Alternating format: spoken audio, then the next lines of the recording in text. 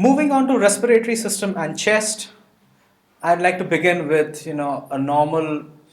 I would like to teach you all how to read a normal radiograph because I think it's extremely mandatory that as a practicing physician, whether you're studying for a post-graduation exam or not, you need to at least know what a frontal chest radiograph looks like, or you need to know a basic interpretation.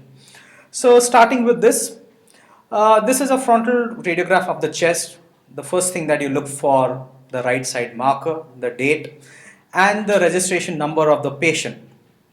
Nowadays, a lot of X-rays, they may have the registration number down here at the bottom, but it's immaterial. You need to look for these things because that will tell you which side the lesion might be. What is the actual side of the patient, the right or the left? You might either have a right marker or you might have the left marker.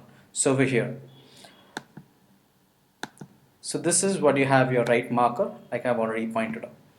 So next thing what we see is you divide the lungs into three zones: the upper, mid, and the lower zone. The upper zone is defined by the anterior borders of the first two ribs from second rib upwards. The mid zone is between the second and the fourth rib, and the lower zone is below that.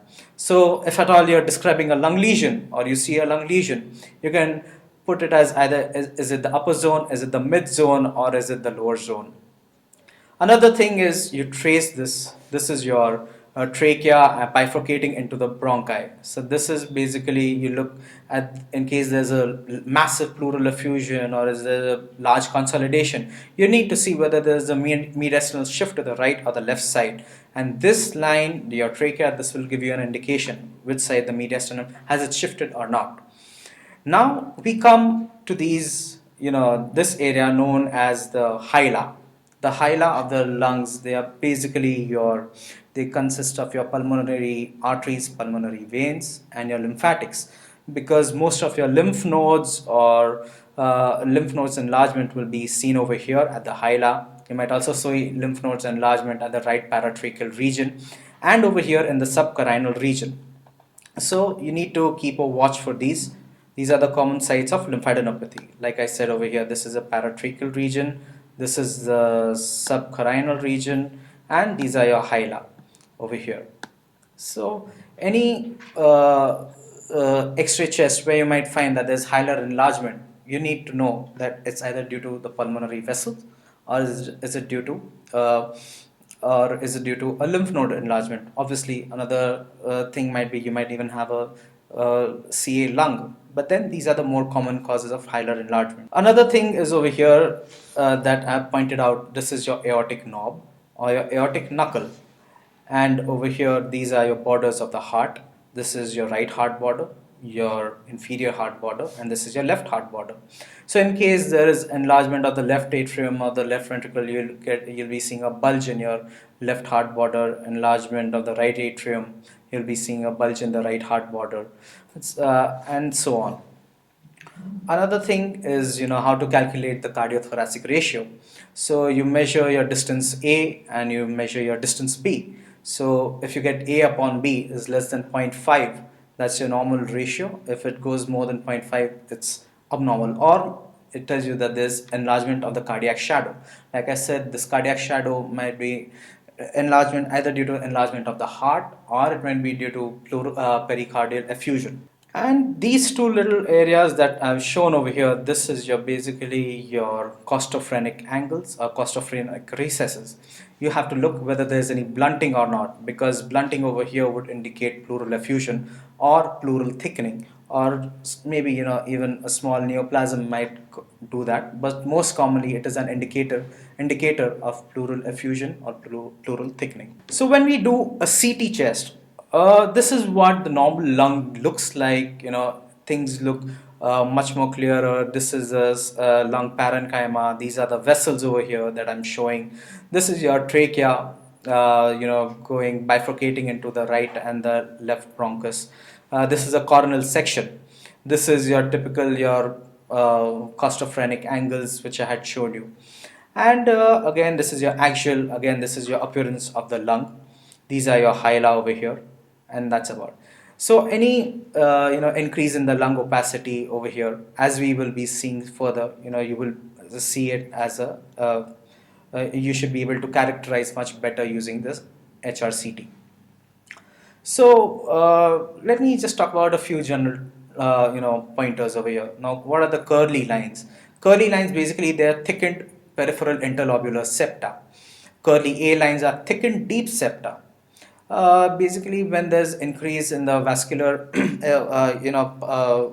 when there's pulmonary edema, there is interstitial edema. When there's thickening of the interstitium, the fluid seeps between the interstitium. That's where you get thickening of the septa. So transverse diameter of the overall lobe arteries is generally 9 to 16 mm. And a free intraperitoneal air is more commonly seen on a lateral X-ray than a PA film. You need to know this. This is going to be a MCQ question. Free intraperitoneal air is more commonly seen on a lateral X-ray chest. Quantification of pleural effusion, this has to be done on an erect position. Obliteration of the posterior costophrenic angle. Posterior costophrenic angle is seen on a lateral X-ray chest. That's the most sensitive. So when there's 50 ml of fluid, that's where your obliteration takes place first. Obliteration of your lateral costophrenic angle, which is on your frontal projection, which I showed you. By then, there's at least 200 ml of fluid which has already accumulated. And if there's always a doubt, you can always do an ultrasound, which is extremely sensitive, when even your X-ray chest would be normal. So, quantification of pleural effusion, you must remember, preferably done in an erect position. Obliteration of the posterior costophrenic angle takes place first. Obliteration of the lateral costophrenic angle takes place later. Even if the chest is normal, and even if the chest X-ray is normal, and if you're clinically suspecting pleural effusion, go ahead and do an ultrasound. There's no need to do CT just to identify whether there's pleural effusion or not. So now we come to elevation of the domes of, what are the causes of elevation of domes of the diaphragm? Like what we said is over here, the left dome of diaphragm over here is elevated.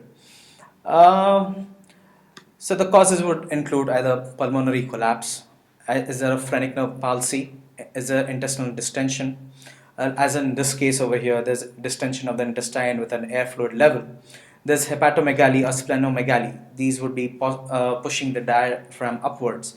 Abdominal mass. This might include subphrenic abscess, tumors, hematoma, or a pancreatic pseudocyst. Eventration of diaphragm or scoliosis. Scoliosis would cause an apparent shift or elevation of the diaphragm. Pleural effusion. I've already talked about quantification of the pleural effusion, but the causes are multiple. So you can have an exudate as seen in pneumonia, you can have transudate pulmonary edema, cardiac failure, malignancy, which would have CA bronchus, metastasis or lymphoma, collagen vascular disorders, inflammatory processes of the abdomen, which is your pancreatitis, hepatic abscesses, drugs, post-operative changes. Now I need to talk to you about this phantom tumor. Basically, this tumor is a loculated effusion within the lung fissure, because you might see it on a particular day, but the next day if you take an X-ray again, that pleural effusion might have gone. So this is known as a phantom tumor. This again just shows that this on CT, this is how pleural effusion looks like. This is the pleura over here, and over here once again this is causing displacing the lung anteriorly. This all is your pleural effusion. What are the causes of opacification of a hemithorax? Once again, pleural effusion, consolidation, collapse, which is the lung collapse, your massive tumor, your fibrothorax, or even changes due to post-pneumonectomy status or your lung agenesis. Now, this was a patient with lymphoma. So, there's so much of mediastinal lymphadenopathy, and there is massive pleural effusion. So this has resulted in a massive opacification of the left hemithorax. Pneumothorax, the causes include spontaneous pneumothorax, which you might have it if there's a pre-existing bulla or a cyst, iatrogenic, traumatic, secondary to mediastinal emphysema. Secondary causes, again, emphysema, honeycomb lung, cystic fibrosis, pneumonia, bronchopleural fistula, meds, especially from osteosarcoma. Now we talk about Acinar opacification. What is the acinus? Acinus is a terminal unit of the airway.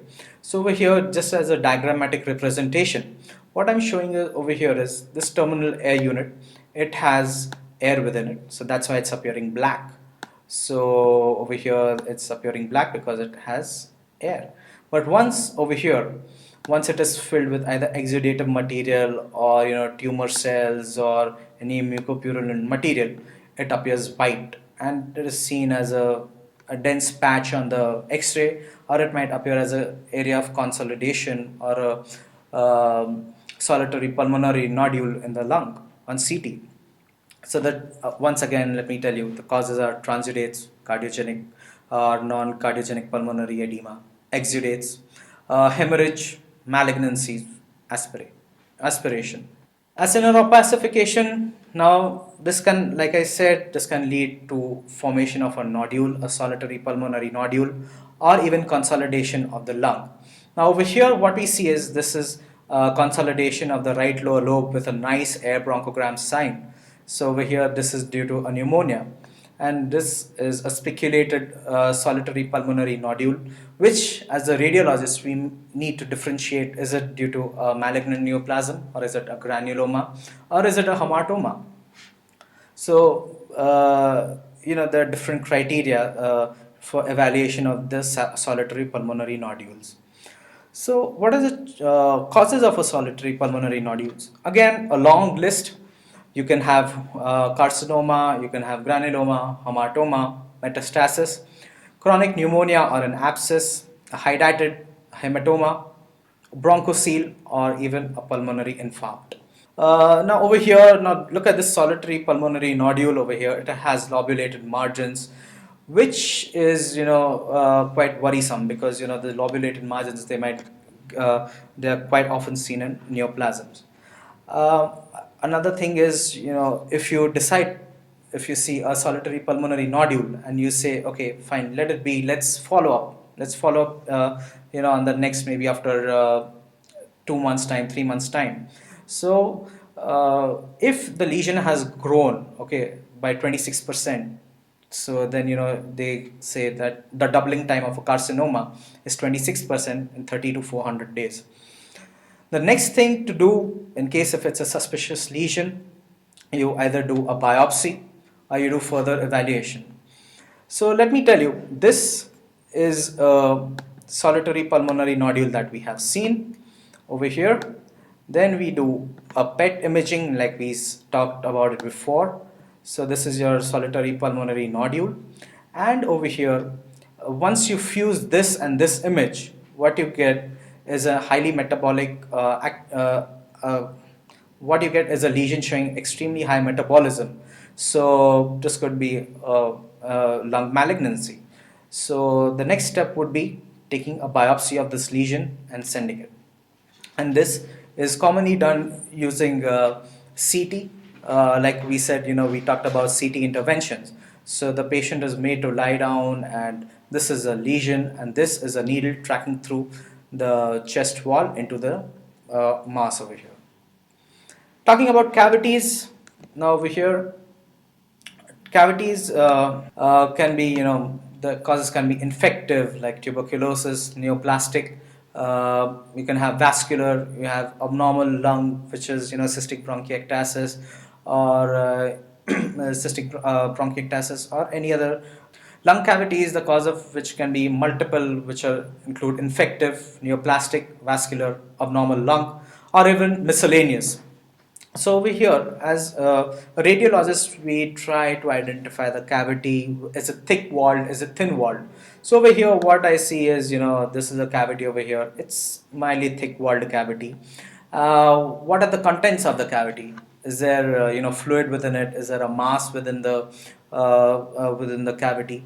And especially cavities due to tuberculosis, they are prone to develop something known as Rasmussen's aneurysms. You need to know this because they're quite common cause of hemoptysis in a patient with tuberculosis. And these aneurysms need the treatment of hemoptysis due to these aneurysms is bronchial artery embolization. Now, thickening of the cavity, the thickening of the walls of the cavity. If it is more than 4 mm thick, it is called a thick walled cavity. If the thickness of the wall is less than 4 mm, it's a thin walled cavity. Thick walled cavities are always suspicious for a malignancy. Hence, you need to view this with caution. Again, we go to miliary opacities. The list includes tuberculosis, histoplasmosis, metastasis, pneumoconiosis, which includes silicosis, cold workers pneumonia, and hypersensitivity pneumonitis. So these over here you see in the CT, the cross-sectional, you see multiple nodular opacities which are known as miliary opacities over here. That's how it appears. Now, extremely important point, especially for physicians in our country, they need to know what are the radiological manifestations of tuberculosis. It can present as consolidation, miliary tuberculosis. It can either present as a solitary pulmonary nodule or like a tuberculoma. Cavitation, as we see over here, you can see a calcification or parenchymal scarring. These are the two signs of inactive or a healed infection. You can have mediastinal lymphadenopathy or you can have effusion. Now, consolidation, miliary tuberculosis, tuberculomas, cavitation, lymphadenopathy, and effusion. These are more likely to represent an active disease process. So over here, what we get is, a necrotic lymph node. It is in the right paratracheal region. Over here also right paratracheal and pretracheal region. These are your manifestations of tuberculosis. Then there are patterns of pneumonia, although this is not a rule, but vaguely, they have been classified. So the patterns of pneumonia, certain infections, they follow a certain pattern. But obviously this is not the rule, but it's good to know. So lobar distribution is generally seen in Streptococcus pneumonia. So this pneumonia predominantly is known to involve an entire lobe. So you should think of this. Bulging fissures seen in Klebsiella. Pulmonary edema commonly seen in viral pneumonias and pneumocystis pneumonia. Pneumatoceles seen in Staphylococcus and Pneumocystis carinii pneumonia. Alveolar nodules are seen in varicella and tuberculosis. Mediastinal masses, now these would include your thymoma, teratoma, your thyroid, ectopic location of a thyroid or a retrosternal your lymphadenopathy, aneurysms, metastasis, neurogenic tumors, duplication cysts, or paravertebral abscesses. What I mean by duplication cysts are cysts arising from the esophagus, or the cysts arising from the trachea or the bronchus or even the lung cyst. So this is over here. This was one patient who had presented with a mediastinal mass. So this is what the X-ray showed, a large mass over here. And when we do a CT, what it showed us was, a large lobulated mass having calcium over here, this bright is calcium, and over here fat. So this mass would be, a teratoma or a dermoid. So that's how we try and characterize the mass. And cross-sectional imaging in chest. So when do you need further imaging of chest?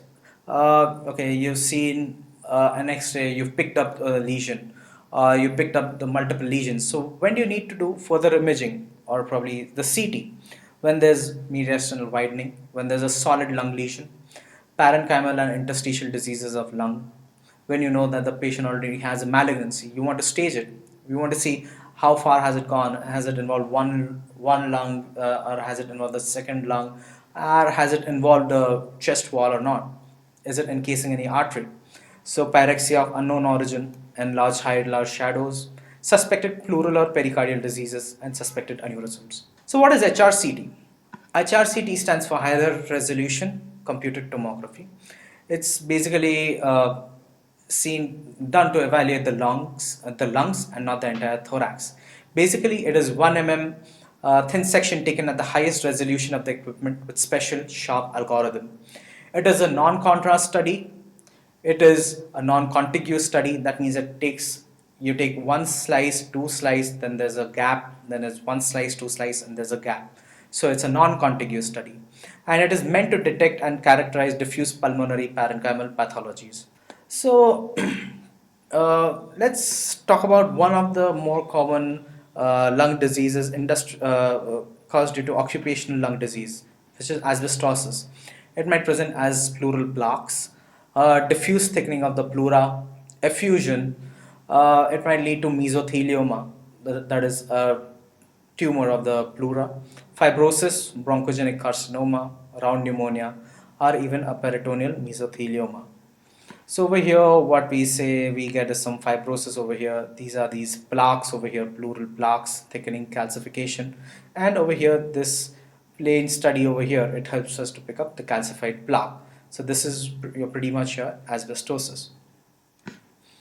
Then talking about interstitial lung disease, or maybe the chronic obstructive pulmonary diseases. I would like to start with chronic obstructive pulmonary diseases.